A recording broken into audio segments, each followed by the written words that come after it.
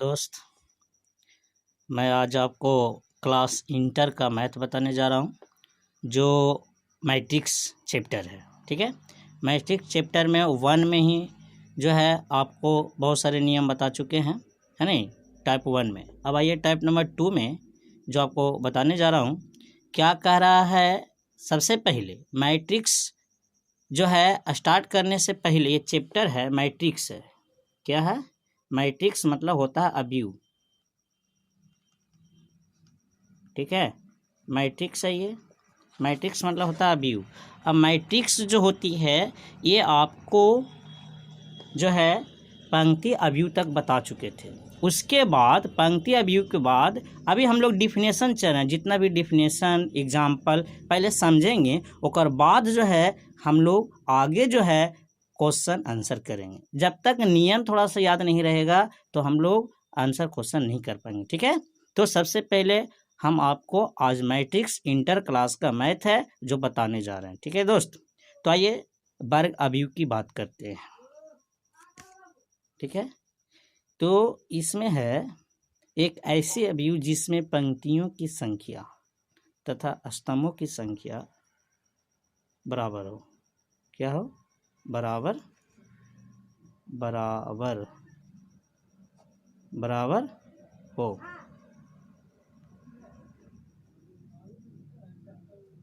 उसे वर्ग अवयव कहते हैं। उसे वर्ग अवयव कहते हैं। उसे वर्ग अवयव कहते हैं।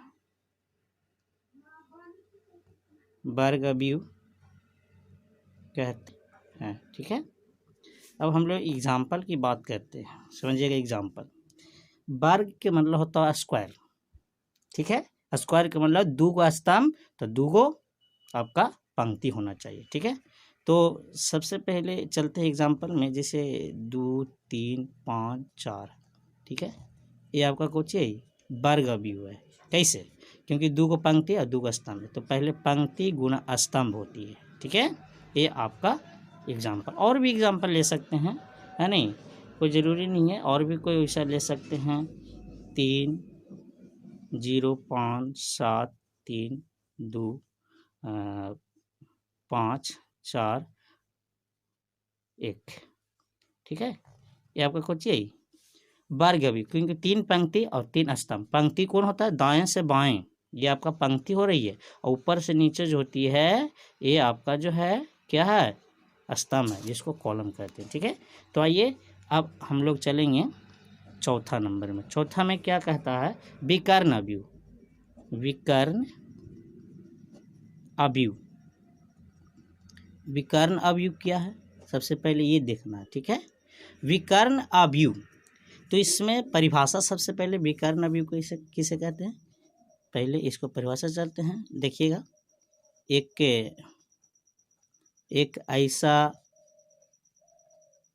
अवयव, एक ऐसा अवयव जिसमें विकर्ण को छोड़कर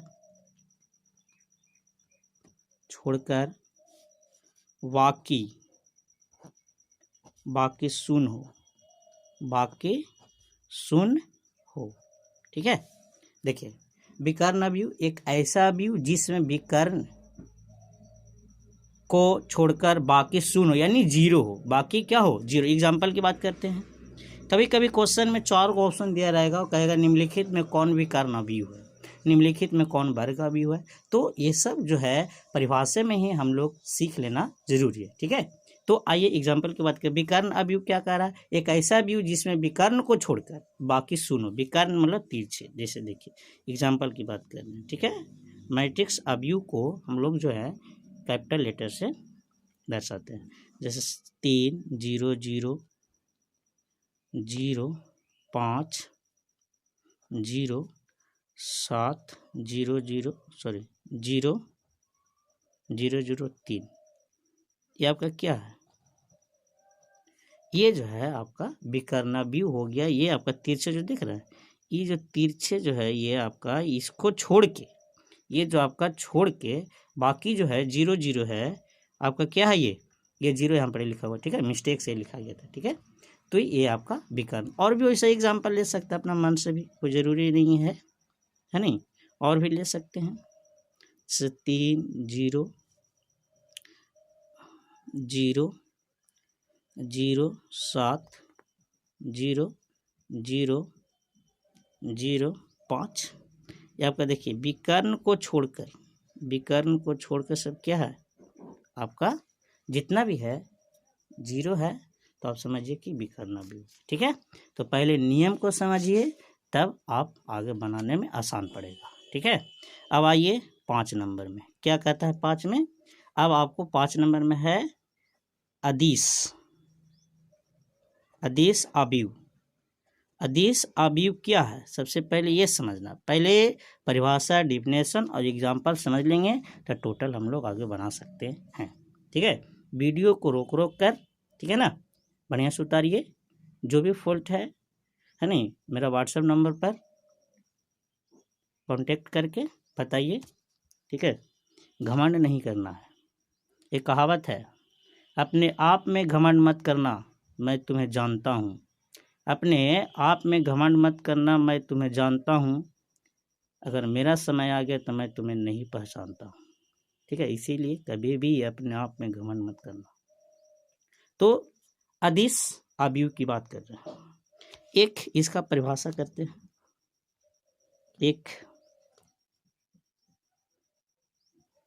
ऐसा अवयव है जिसमें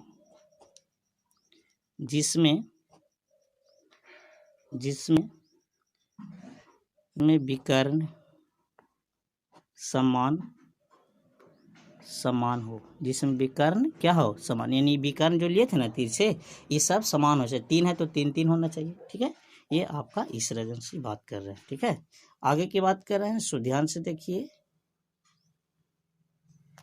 आगे की बात कर रहे हैं। ये एग्जाम्पल है, ए बराबर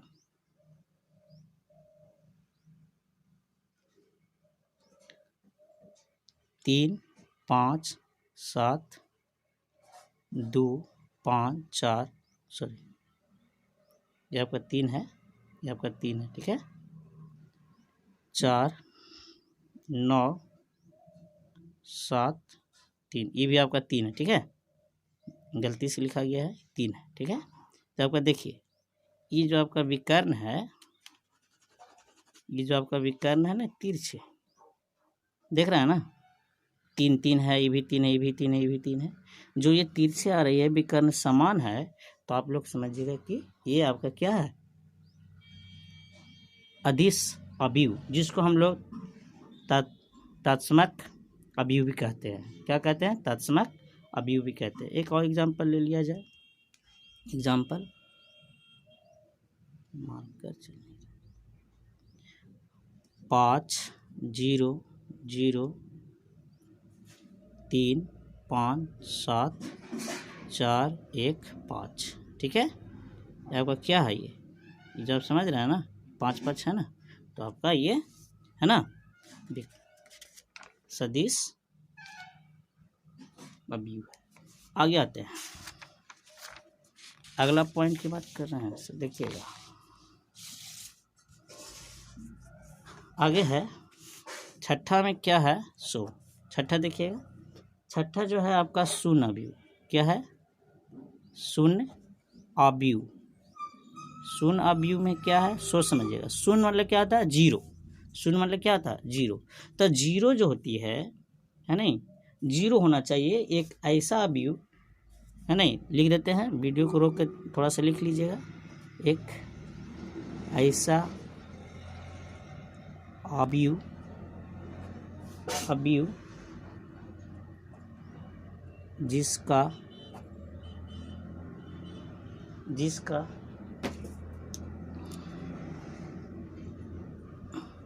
जिसका पेन नहीं चल रहा है,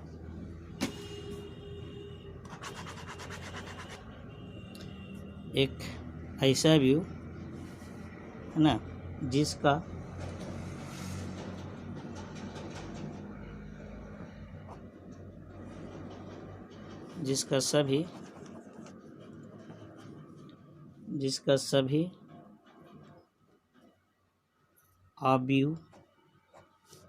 सभी अवयव शून्य हो।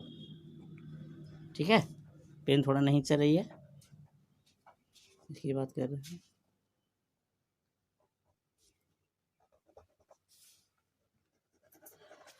तो इसमें जो है एक ऐसा व्यू जिसका सभी अवयव जो शून्य है। एग्जाम्पल की बात कर रहे हैं, सो देखिए एग्जाम्पल में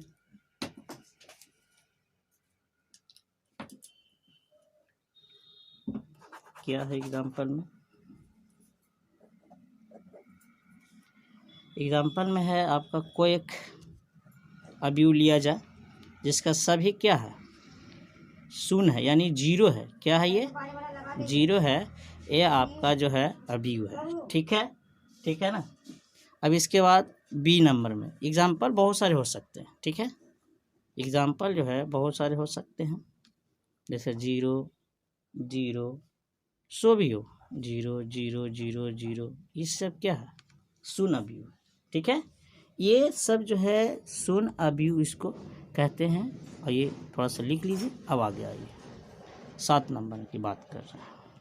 7 नंबर में है, आपको याद रखना होगा अवयवों की समानता। अवयवों की समानता, क्या समानता, क्या है समानता। तो इसमें समानता जो है, अवयवों की समानता में क्या करना है, आपको ये चीज़ याद रखना होगा। समानता जिसको संगत अवयव जो है सभी बराबर होता है। ठीक है, तो इसमें अगर हम लोग बात करते हैं कि अवयवों की समानता का मतलब कि बराबर में दोनों पट्टी सेम होना चाहिए। ठीक है, तो ये आपका इसकी परिभाषा की बात कर रहा है नहीं, समान कोटि के होने चाहिए उनके, ठीक है, उनके संगत अवयव भी बराबर हो। क्या हो, बराबर हो। एग्जाम्पल की बात करते हैं, बराबर हो। जिससे एक इधर ले लिया जाए 3 5 4 7। ठीक है, अब बराबर की पट्टी पे वही चीज़ रहे, की पट्टी पे क्या रहे, वही चीज़ 3 5 4 7। कभी कभी क्वेश्चन में जो है दिया हुआ रहेगा कि निम्नलिखित में कौन सी अवयव की समानता है, और इस तरह से ऑप्शन दिया रहेगा। तो इसमें आपको खोज कर समझना होगा। इस तरह से क्वेश्चन में पूरा ट्यूटोरियल समझ के आगे चलना होगा। ठीक है, अब हम लोग जो है आगे बताना, जो ध्यान से देखिए, कुछ जो है सांकेतिक में है जो आपको बता रहा है। ठीक है, तो ये देखिए, तो इसको समझना ज़रूरी है, थोड़ा समझ के आगे देखना भी ज़रूरी है। ठीक है, तो आपको मैं बता रहा हूँ, सो देखिए ध्यान से, 1 2 3 4 5 6 7 8 9। ठीक है, ये आपका कौन सा व्यू है, एक कौन सा व्यू है। देखो 3 गो पंक्ति है और 3 गो आपका स्तंभ है, तो 3 गुना 3 यानी 3 3 2 को गुणांक में है, तो आपका वर्ग होता है वो। ठीक है, तो आपका कौन सा हो गया, ये वर्ग अवयव इसको बोलेंगे। क्या बोलेंगे, वर्ग। आगे चलते हैं। ठीक है, अब इसको जो है थोड़ा समझिएगा, इस समय स्टेप है, स्टेप में समझना होगा कि कौन सा वर्ग अवयव है, कौन सा कर्ण अवयव है। ये सब समझने से आप लोग का आगे चल के है ना अच्छा रहेगा। तो अच्छा में सभी का भलाई है।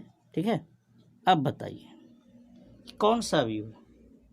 देखिए विकर्ण जो है, विकर्ण को छोड़कर सभी जीरो है तो उसको विकर्ण अवयव कहेंगे। परिभाषा बताए थे, क्या कहेंगे?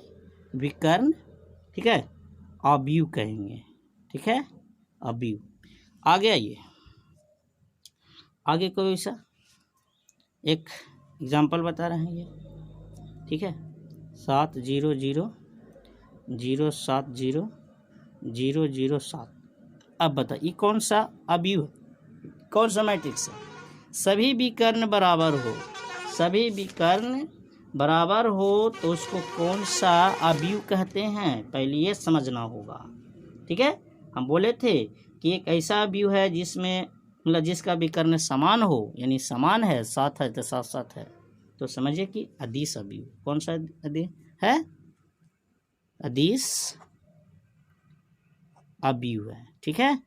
ये सब जो है अवयव, ठीक है, तो ये सब समझना जरूरी है। आगे देखिए, इसके बाद अगला पॉइंट में है कि कोई एग्जांपल वैसा वही चीज अदिश को ही अवयव का है ना तत्समक अवयव भी बोल सकते हैं, ठीक है।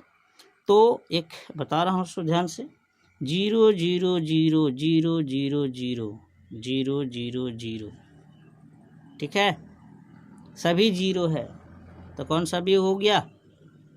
शून्य अवयव। क्या? शून्य यानी जीरो है तो शून्य अवयव, ठीक है। ये एक देखिए एक चीज़ और इसमें समझना होगा, एक कोटि के अनुसार अवयवों संख्याओं की कोटि के अनुसार एक सांकेतिक में होती है जो समझना होगा, ठीक है। एक पॉइंट बहुत इम्पोर्टेंट है और इस पर जो है हम लोग अगला दिन जो क्लास चलाएंगे उसमें जो है आपको बताएंगे टोटल, ठीक है। तो इसमें अवयवों संख्या की कोटि, ठीक है, कोटि। इसमें क्या है, एक कोई सा सांकेतिक के अनुसार मान लिया जाए कि एक कोटि बना देते हैं जिसके अनुसार आगे जो है मैथ बनाने में आसान पड़ेगा, ठीक है। तो इसमें देखिए A 11 और बाद 10 के अंतराल में, नीचे स्तंभ में आते हैं 10 के अंतराल में, ठीक है। तो A 21 A 31 डॉट डॉट और भी हो सकता है AN तक, देखिए समझिएगा। ये जो है इसलिए हम दे रहे हैं कि कुछ वैसा क्वेश्चन आ जाती है जो हम लोग जो है अवयवों और स्तंभों की कोटि पर है नहीं हल करने के लिए संरचना के अनुसार है नहीं क्वेश्चन दे देता है। तो इसको ये चीज़ जो है समझो कि एक तरफ से सूत्र है नहीं, क्या है सूत्र है 12 13 14 और भी आगे हो सकता है, संख्या और भी आगे रहेगी, जेगो स्तंभ रहेगा, जेगो कॉलम रहेगा, जेगो आपको आगे लिखने पड़ेगा, ठीक है। तो स्तंभ और कॉलम हम आप लोग को बता चुके हैं, उसके अनुसार मैट्रिक्स जो है समझना होगा, ठीक है। तो ये जो है आप लोग का एक नियम के अनुसार बता रहे हैं, समझना होगा और समझ के आगे बढ़ना होगा, ठीक है। तो 32 33 34 और भी आगे हो सकता है,